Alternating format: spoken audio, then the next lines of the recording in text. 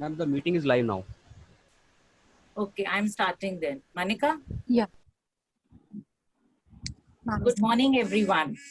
I welcome you all to the webinar on Future of International Business Post-COVID Era, organized under the aegis of Internal Quality Assurance Cell of Atmaram Sanatan Dharma College. On behalf of IQAC, I welcome our speaker, Dr. Sumati Verma, Associate Professor, Department of Commerce, Shri Aurobindo College, University of Delhi. We are glad that you took out your valuable time for us. Now I invite the principal of the college, Dr. Gyantosh Kumar Jha, under whose able guidance we were able to host numerous webinars in the lockdown period. And we are also organizing a faculty development program from 5th to 11th June on research methodology as well.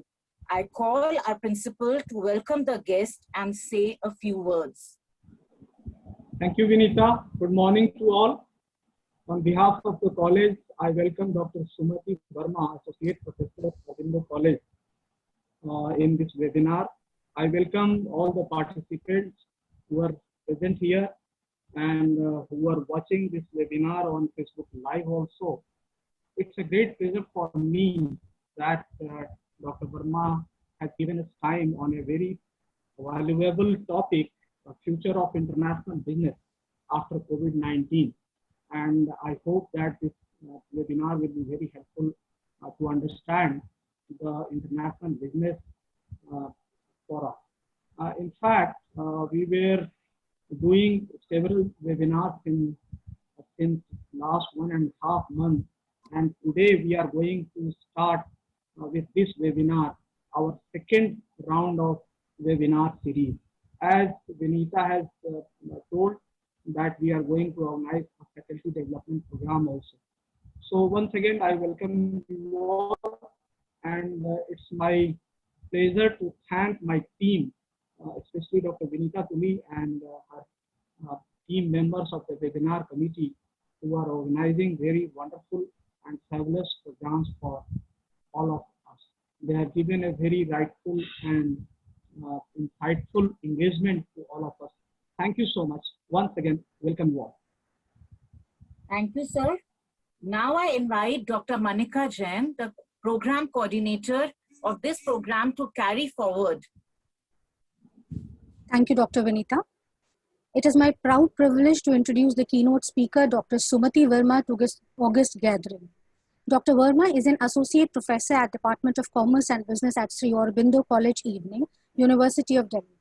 Ma'am has 30 years of teaching experience in postgraduate and undergraduate courses, including positions as visiting faculty at the Faculty of Management Studies, the Department of Financial Studies, the Department of Commerce, and IIT Nagpur.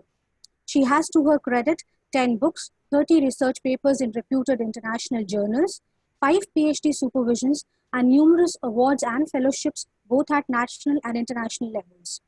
Ma'am has been actively involved in providing consultancy services to the World Bank, the American Center New Delhi, the Research Team for Mediterranean Entrepreneurship and Startups, the NGO Sadrak, etc. She is also an active member of several international projects and training and curriculum development projects. She is a member of the editorial board of many journals of national and international repute.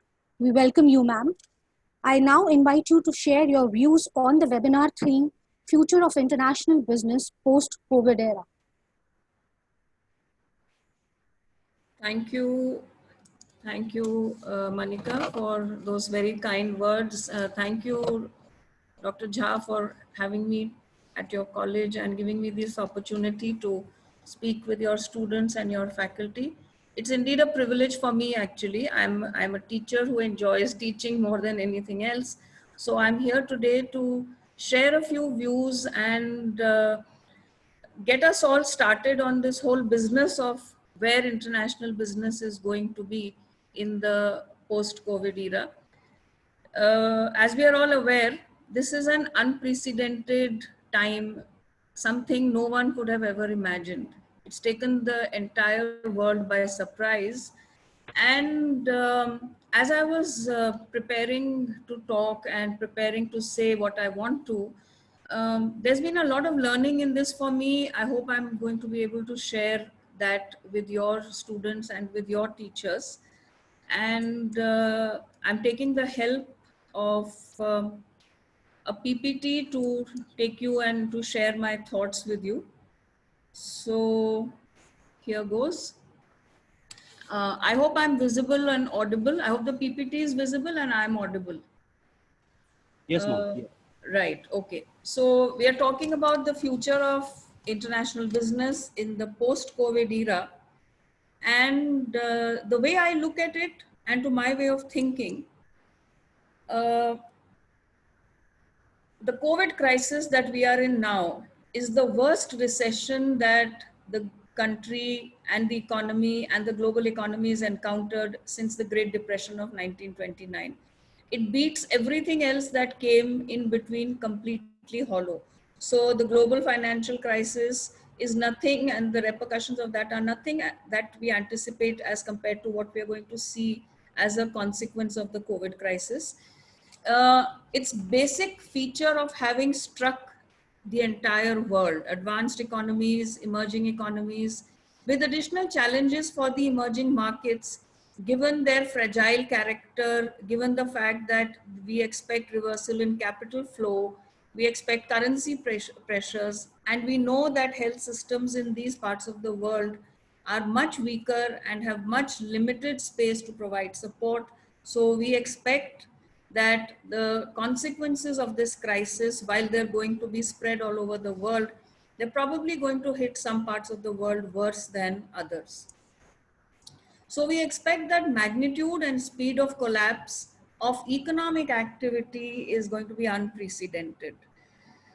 Although there is substantial uncertainty at the moment about what this impact is actually going to be, what we do understand is that countries across the world are facing multiple crises. There's a health crisis, there's a financial crisis, there is a collapse in commodity prices, and I can go on and on, but this is just sort of, to explain what we are facing.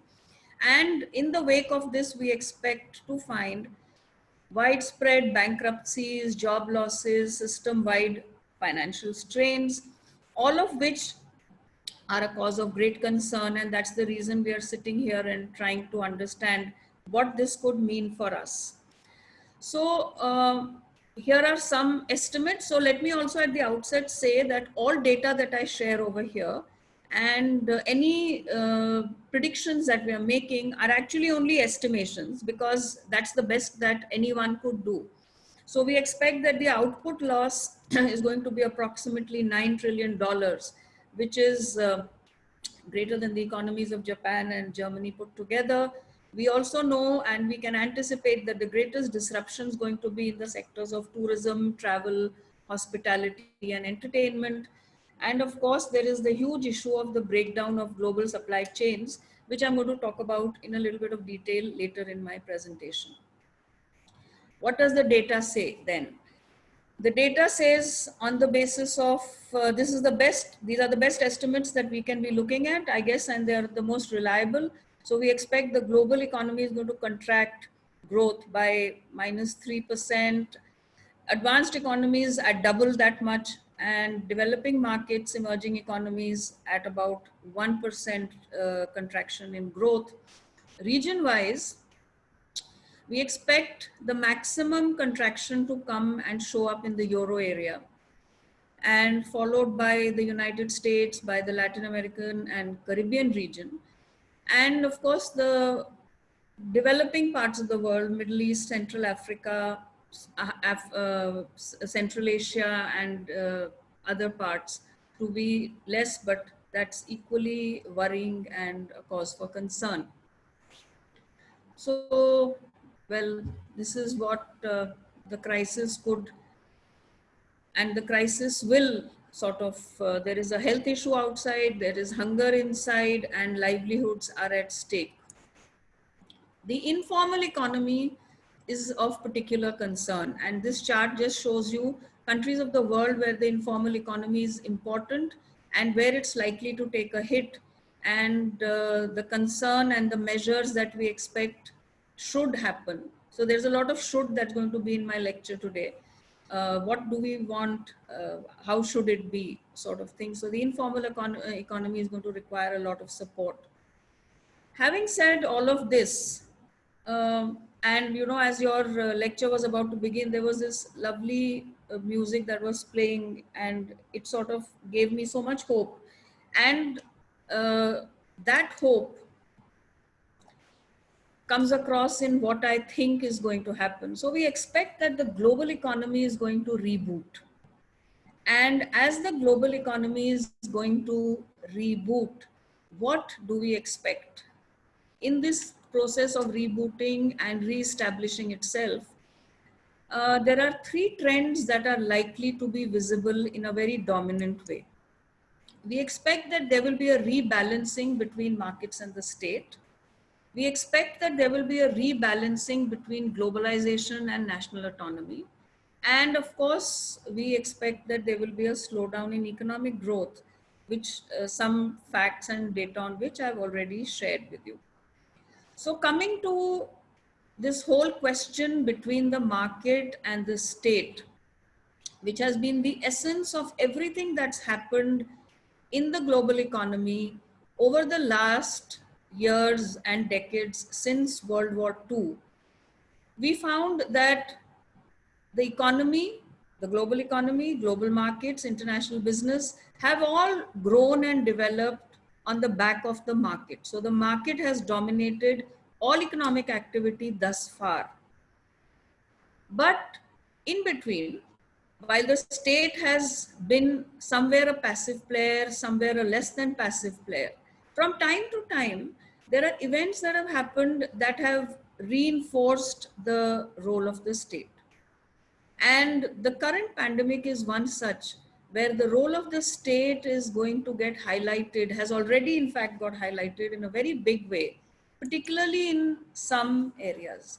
So the current crisis has highlighted that the market and its power becomes inadequate, and the state becomes important as a response mechanism in and at the time of the kind of situation that we are in now. So we find crucial areas for state intervention are universal health insurance, labor market protection, particularly, like I said, the informal economy, and the protection of domestic supply chains for critical medical equipment. So that does not mean that the market doesn't have a role to play, but it means that the state has a greater role to play than it had prior to the crisis, and it needs to step in and step in a big way. And we're going to look at that in a little while again. The second question and the second issue that comes up is this whole issue of globalization versus national autonomy. Not to say that the question hasn't been in circulation or that people haven't been talking about it, given trends in international business behavior over the last few years, particularly with the coming of President Trump and his policies in the USA and Brexit in the UK. We have been talking about, is it time for us to look more at doing work in national borders? Is globalization coming to an end? Those kind of questions have got magnified with the happening of this current crisis. So are we talking about the end of globalization?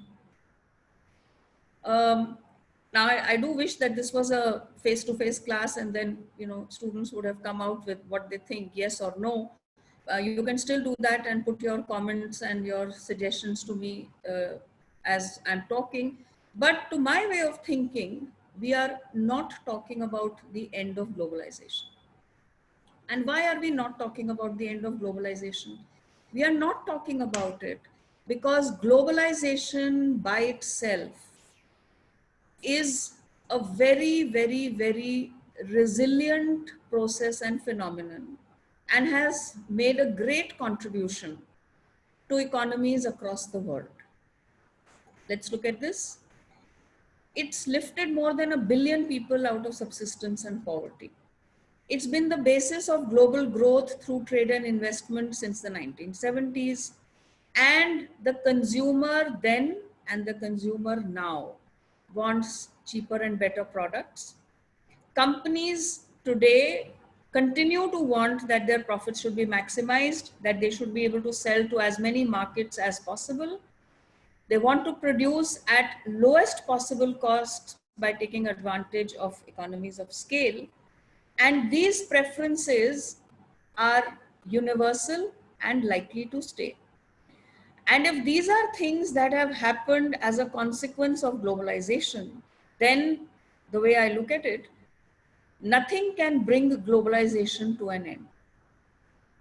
Now, having said that, and having understood to some extent that globalization is important for us, I'd like you to understand that the current nature of globalization vests in the global value chain, or that the global value chain is an extremely important aspect of the current way that globalization is and the way that the globalized economy works through trade and investment flows. And in the current scenario, this global value chain is likely to face a fair bit of disruption. We've all been reading about it, and I'm just taking you through some facts about the global value chain just to get the whole thing into perspective and context. So the global value chain today is the essence of globalization as I understand it, because all global manufacturing today is done through this global value chain. When we produce in stages, sourcing raw material, intermediates, etc. from various parts of the world, so that we are able to give the consumer the lowest cost and the best quality in the final product, then we are talking about division of labor, super specialization. We are talking about the creation of specialist narrow skill sets. We are also talking about a system of dependencies and expectations that the current pandemic has called into question. So all of these together characterize how production happens, why globalization exists, but all of this also is the reason why we are worried. Let's understand that this global value chain is at the heart of the production of anything that you can possibly pick up and think of. So if you are consuming anything, say whether it's a mobile phone or it's a laptop on which you're hearing my lecture, or it's even a table lamp in your house or an LED bulb, most things have not been produced at any one place. They have been gathered together from different parts of the world, put together at a particular place, and then sent for sale to consumers across the world. When I'm saying this, let's look at a few examples. This is the tennis ball that is used to play the famous iconic Wimbledon, which is unfortunately not happening this year. But this tennis ball and its production, it's a little object, has a certain color, has a certain texture, must have a certain size. This tennis ball and its production involves 14 countries, and it has a total journey of 50,570 miles across the world before it lands at center court for the tournament to be played. The example I'm taking is only to explain to you that the supply chain is absolutely the essence and the basis of everything that we are consuming, from the smallest to the largest, from the simplest to the most complicated. So clay, wool, weaving, other things. And I'd also like you to make note of the fact that amongst the 14 countries that are part of this supply chain, China occupies a role, because we'll be talking of China in a little bit also. Similarly, look at the PC value chain for Lenovo. Hardware components coming from different firms, software components from 3 others, R&D centers in China, Japan, and the USA, design centers, manufacturing facilities in China, and distribution and sales and marketing also happening through various other firms, including their own IBM Global Services, etc. So the point I'm trying to make is all production today is complex. and distributed across the world, creating issues and problems in the context of the current crisis. Look at another example, the notebook computer that Acer produces. In Taiwan, it's designed and assembled.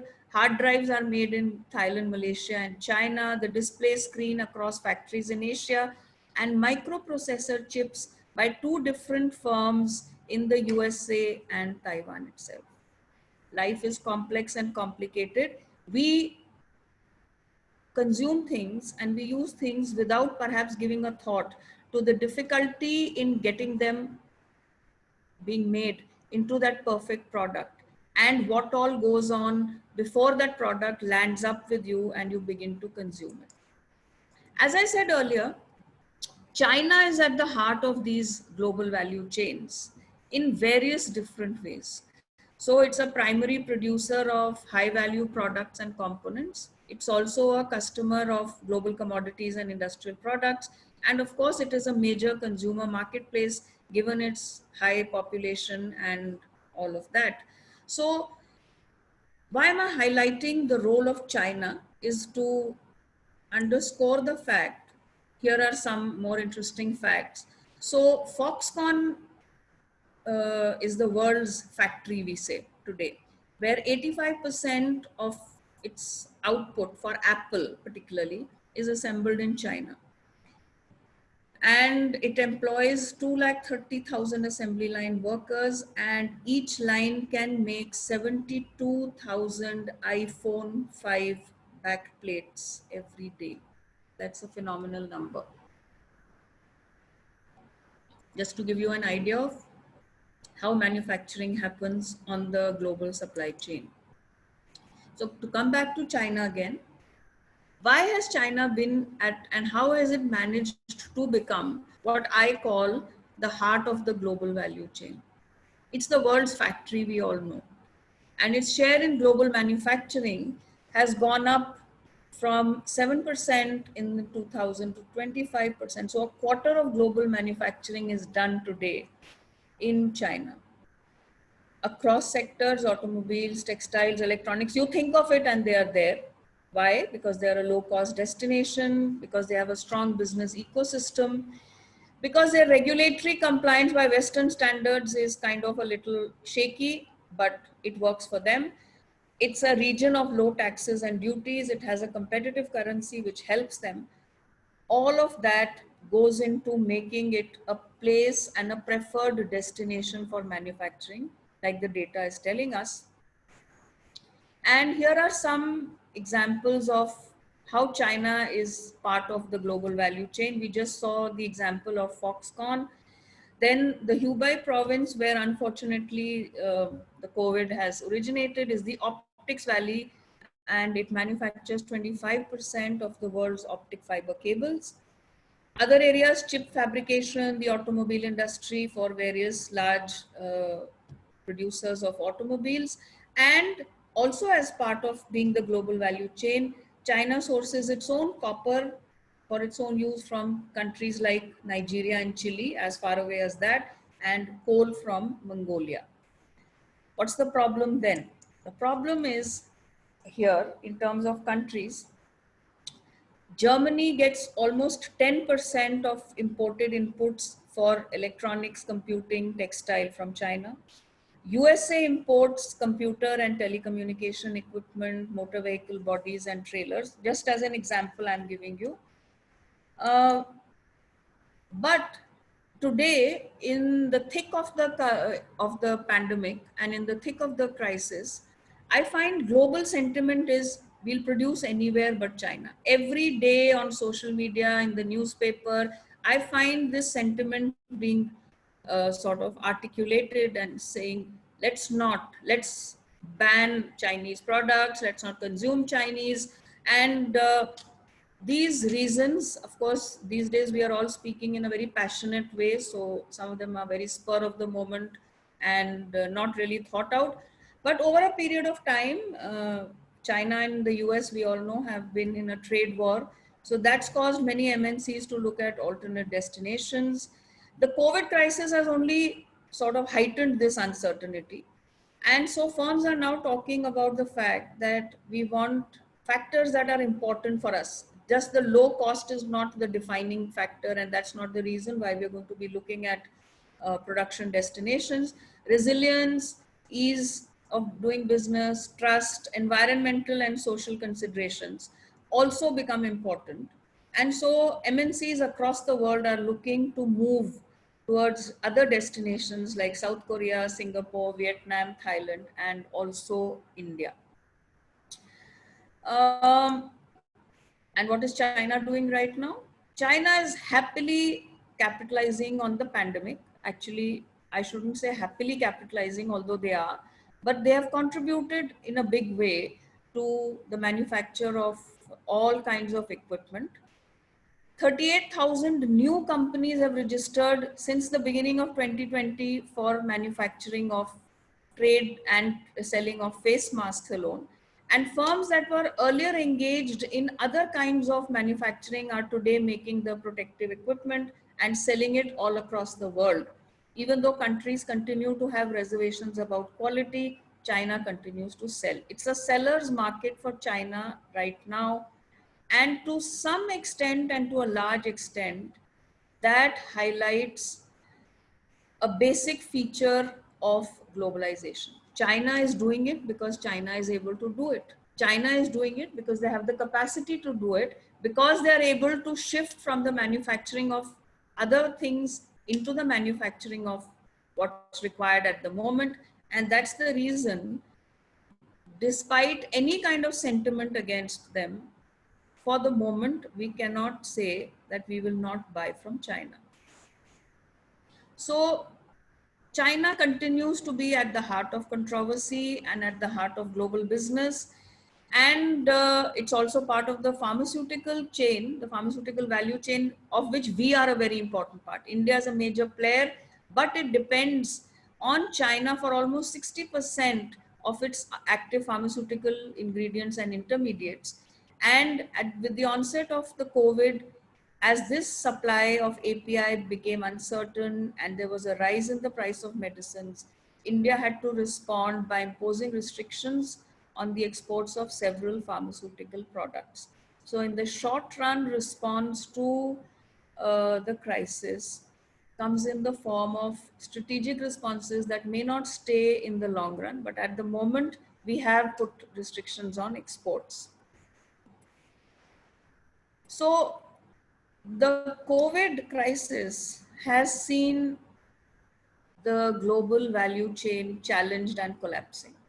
There has been a huge decline in exports from China recorded across countries and industries.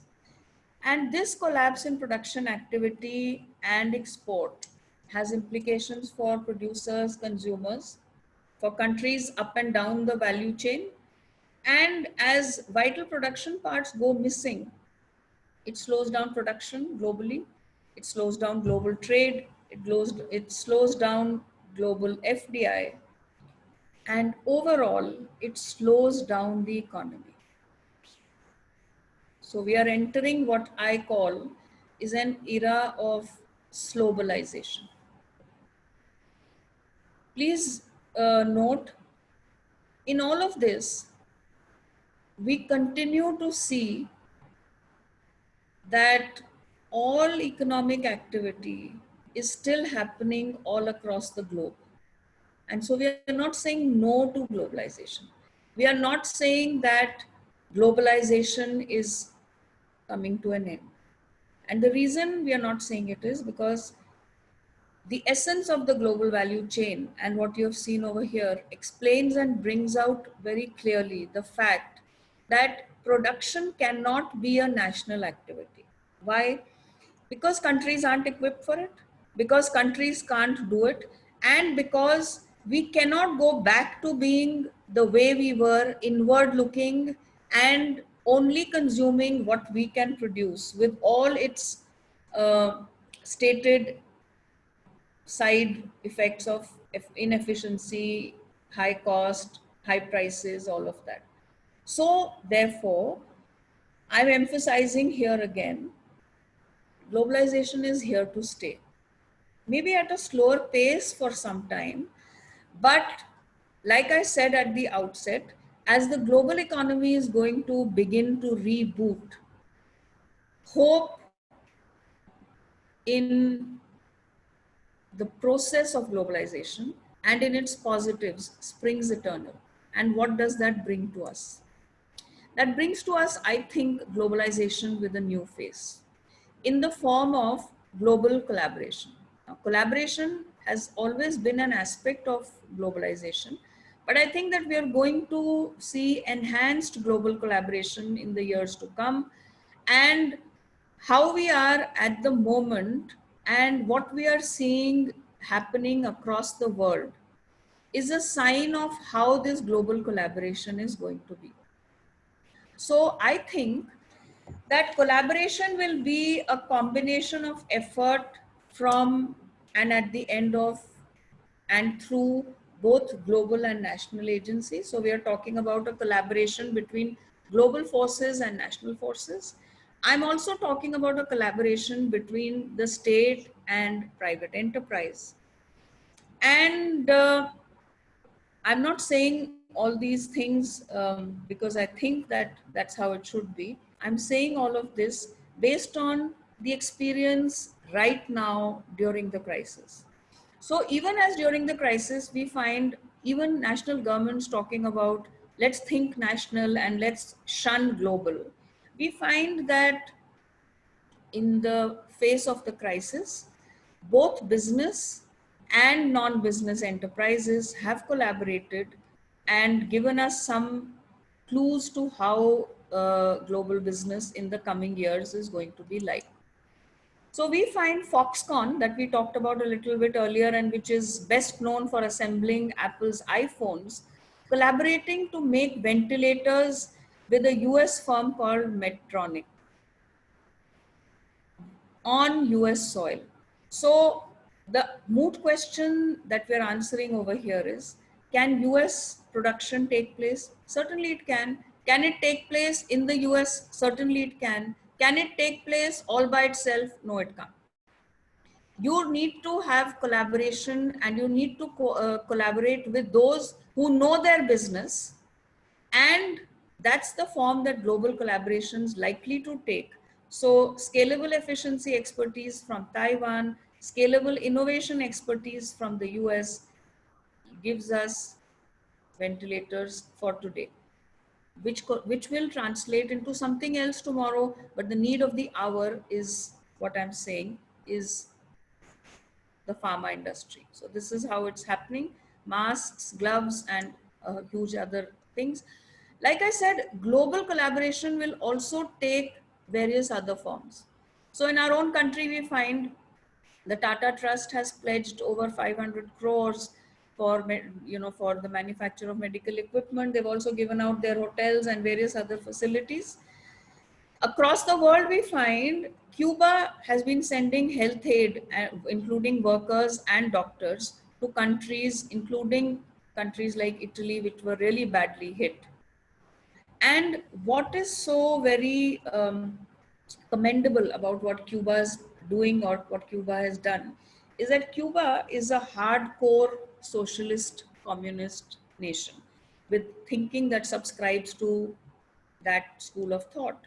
And as a result of that, all of its existing economic life, it has faced sanctions of all kinds from across the world. And yet it engages in what we may call doctor diplomacy. Whenever there is a need, Cuba has risen to the occasion in the past, and right now they're doing it again. So we expect that some of this, in terms of goodwill, will go back to Cuba, in terms of not just goodwill, but also in terms of economic trade, investment, and so on and so forth. Similarly, we find India has been helping by giving out hydrochloroquine to countries across the world, because that was meant to be one of the ways in which perhaps we could find a cure for the present problem.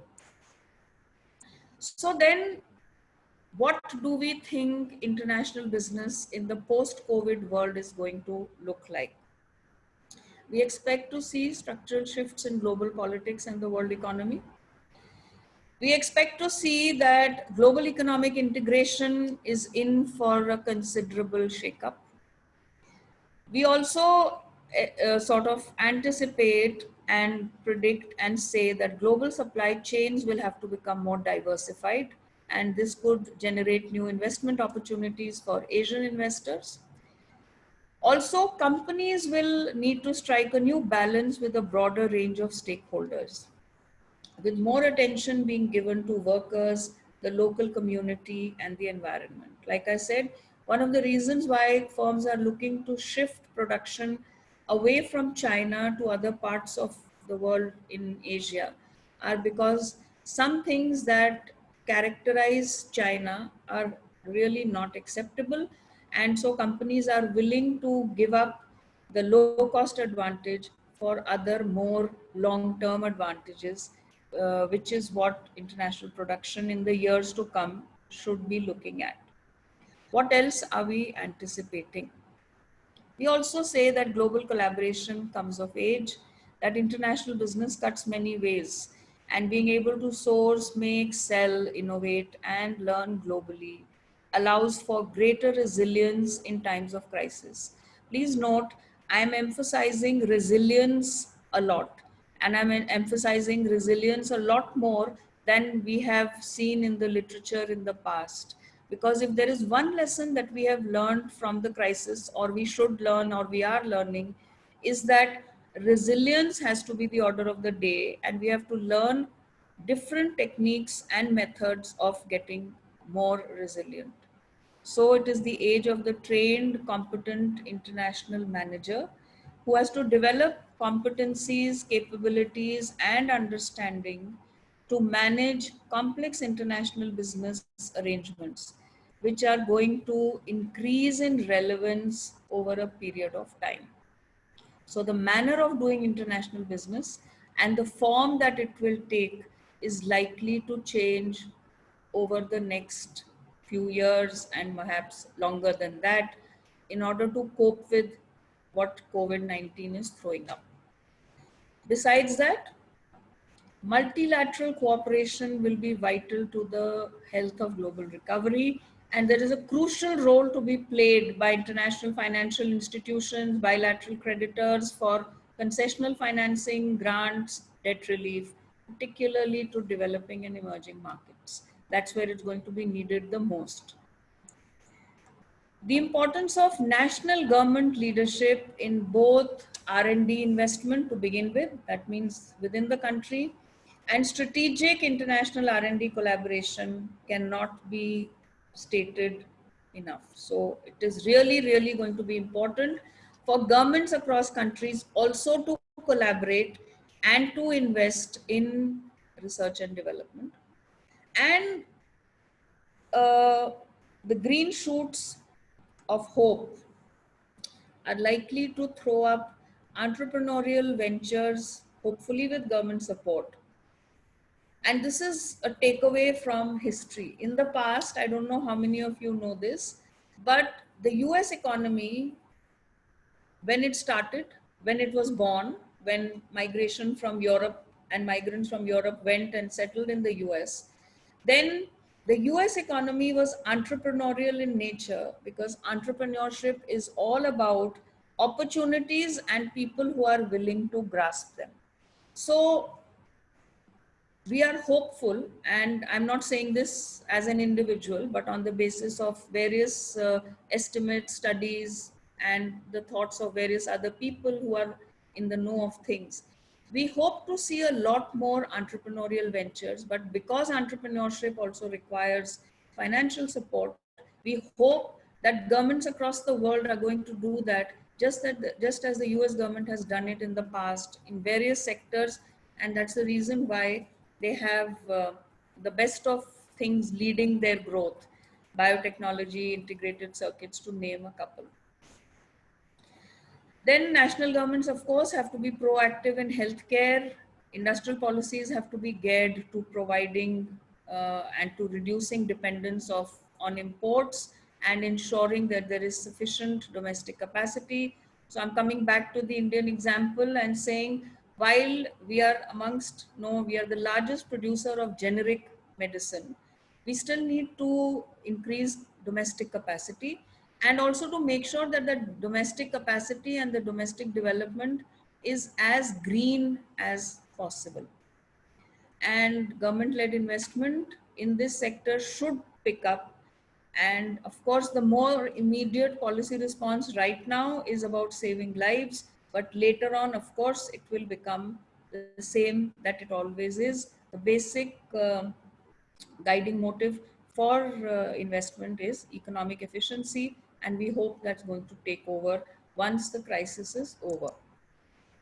To end, I'm going to say the fate of the world economy hinges not on what the virus does, but on how we choose to respond. Let's be optimistic. Let's be hopeful. The world will reboot and we will all be back in business very soon. But we have to take the right measures and have the right mindset for doing that. Thank you so much.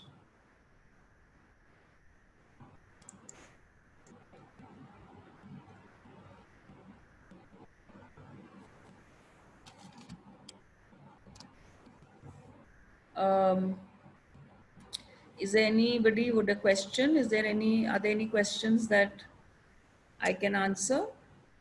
There are lots of questions.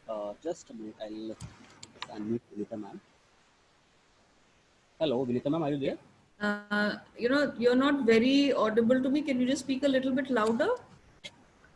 Hello, Vinita Yeah. ma'am, are you? Okay. Monica ma'am, Vinita ma'am. Yeah. Hi. Uh, Yes, ma'am. Can you just take the ma'am to the go through the questions? Sure. Box. Thank you, ma'am, for an immensely intriguing session. We are now open for the questions, and I would like the participants to put in their questions to the chat box. Meanwhile, we have had one question, and I'm going to read it out. This question is by Mr. Dilip Gupta. He says, India being a labor-abundant nation, on one side, a government wants to focus more on Make in India, that is Atmanirbhar Bharat, and on the other side, it is scraping labor laws day by day. Then how India can be a manufacturing hub, because it is so much thinking about labor protection law. What is your opinion on this? Yes, I think my opinion on this is very clear. The government needs to get its act together and be very clear about what it wants. So if it wants to encourage Make in India, and there is a lot of scope that we have. Being labor intensive gives us the scope to be a manufacturing hub, excuse me. But for that, we have to have laws in place that help and that favor and that facilitate investment, not those that go against it.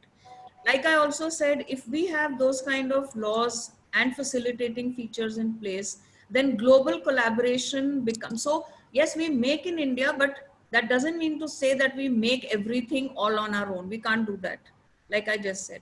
So it has to be in collaboration with others from across the world. And yes, certainly we have to set our house in order before we expect that Make in India is going to take off.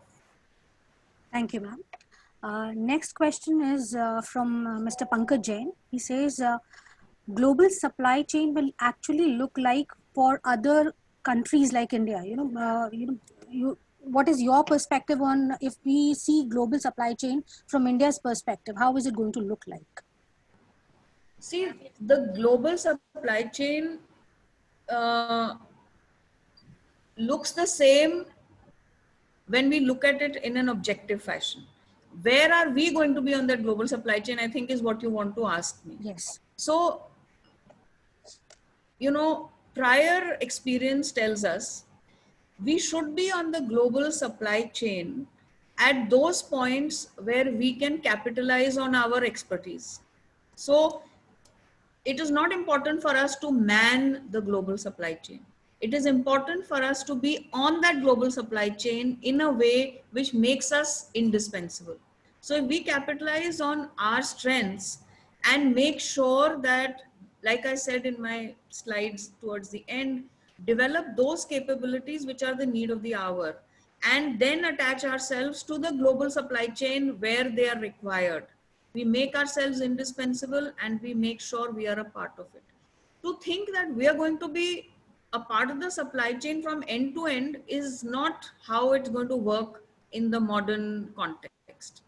That is something that history has already told us. No, we cannot go back to being inward looking and say that agar hum sirf गेहूं उगा रहे हैं तो वही खाएंगे. No, no, no. We want, you know, you're giving your children a taste of everything from McDonald's to whatever.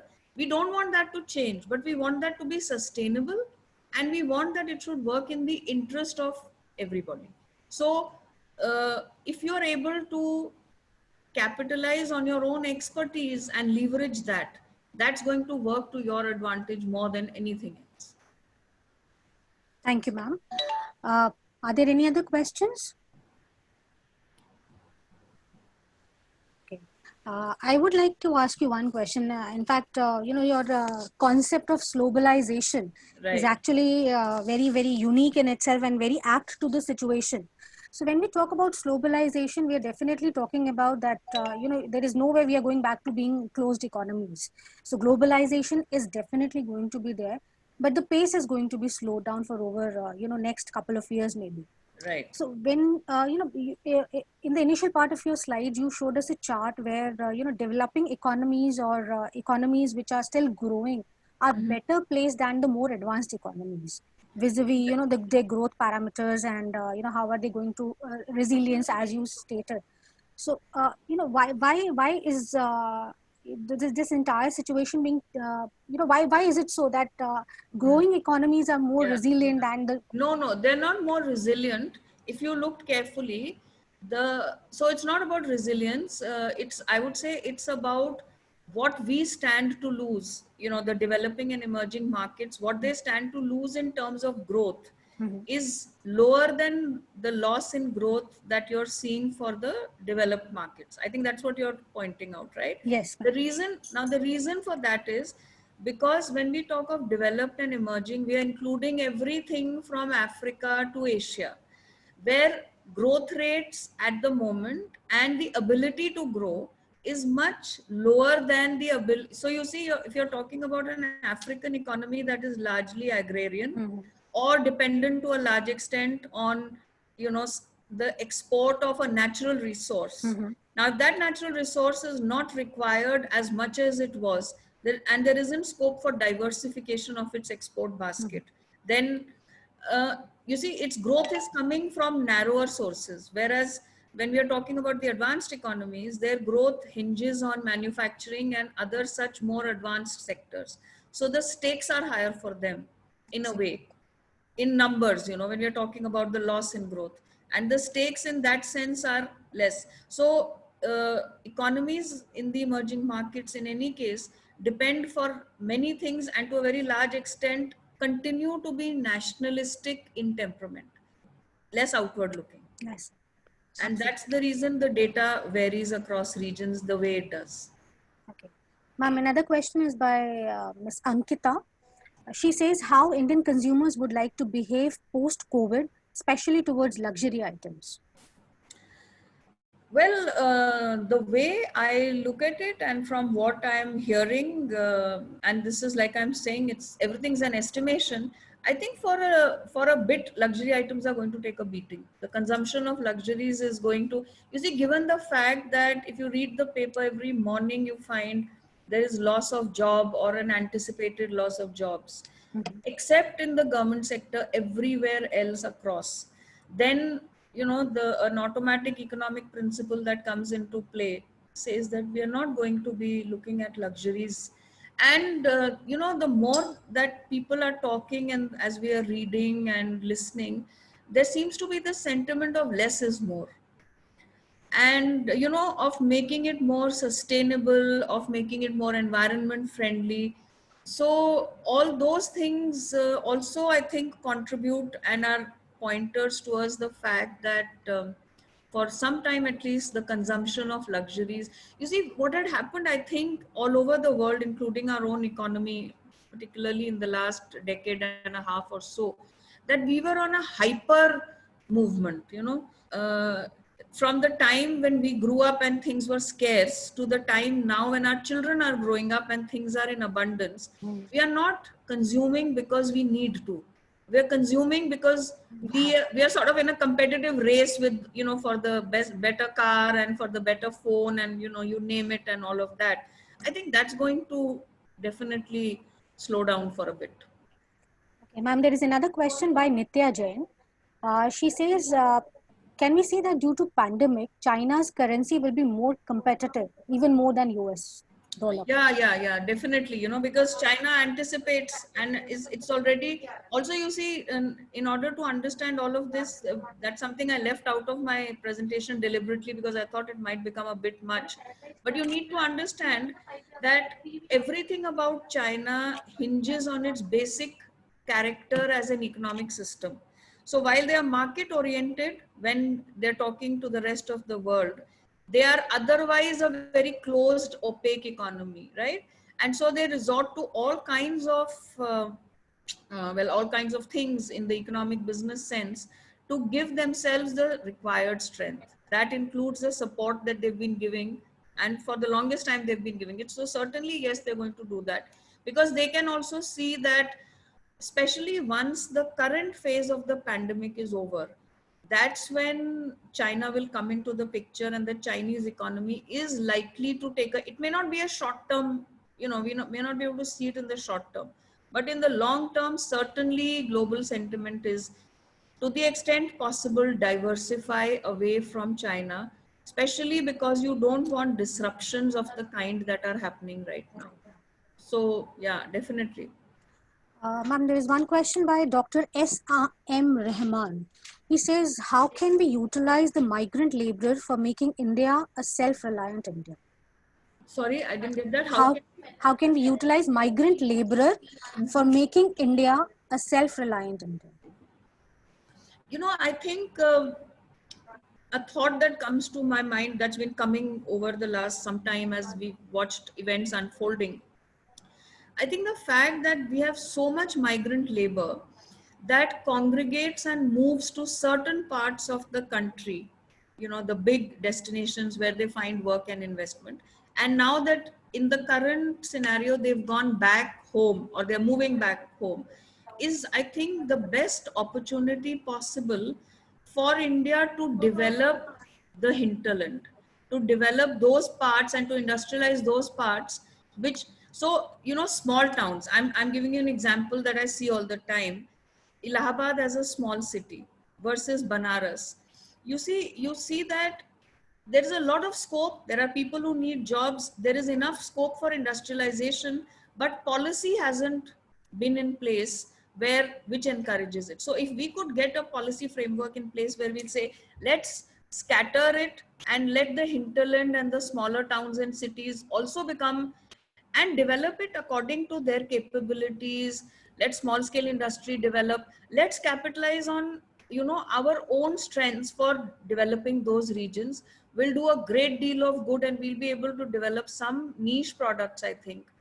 And it will help us to utilize, and it will give them the necessary livelihood. Get industry started now through a change in industrial policy so that everybody is not flocking to the big cities, and that industry gets distributed. Also, it helps to some extent in the reduction of environmental concerns and so on and so forth.